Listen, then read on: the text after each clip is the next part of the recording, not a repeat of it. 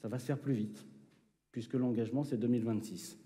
L'engagement initial que nous avions pris en 2010, c'était 2030 au regard de ce que nous étions en capacité de faire. C'est une bonne nouvelle. Ça va sûrement encore pas, ça n'ira pas suffisamment vite pour certains, encore moins pour les citoyens qui attendent la fibre, mais c'est un effort très important et une bonne nouvelle à prendre comme telle.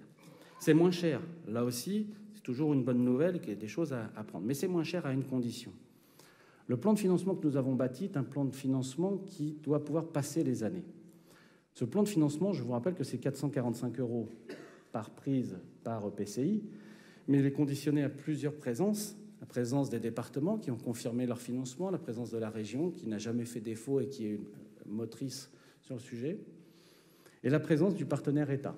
On fait plus de recettes avec l'augmentation de l'affermage, on fait moins de dépenses avec la bonne nouvelle des 930 millions d'euros, mais il faut donc que tous les partenaires bénéficient de cette bonne nouvelle. Et une bonne nouvelle qui bénéficie pour les intercommunalités, pour les départements, la région et l'État. S'il doit y avoir une baisse, c'est une baisse égale pour tous. Ça doit être homothétique.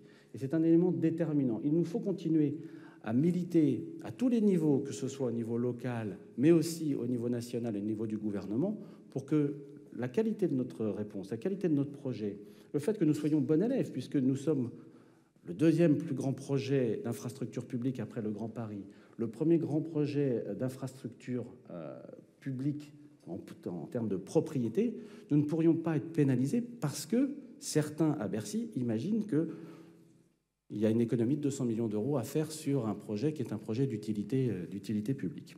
Cette réussite de Mégalithes, en plus, et là je fais insiste sur un débat qui est cher à Loïg, ça pourrait servir d'exemple aussi à un certain nombre de colloques, de réflexions qui se mènent aujourd'hui autour de l'Assemblée de Bretagne. Mégalithes, c'est l'Assemblée de Bretagne qui réussit, puisque nous sommes tous ensemble dans une instance.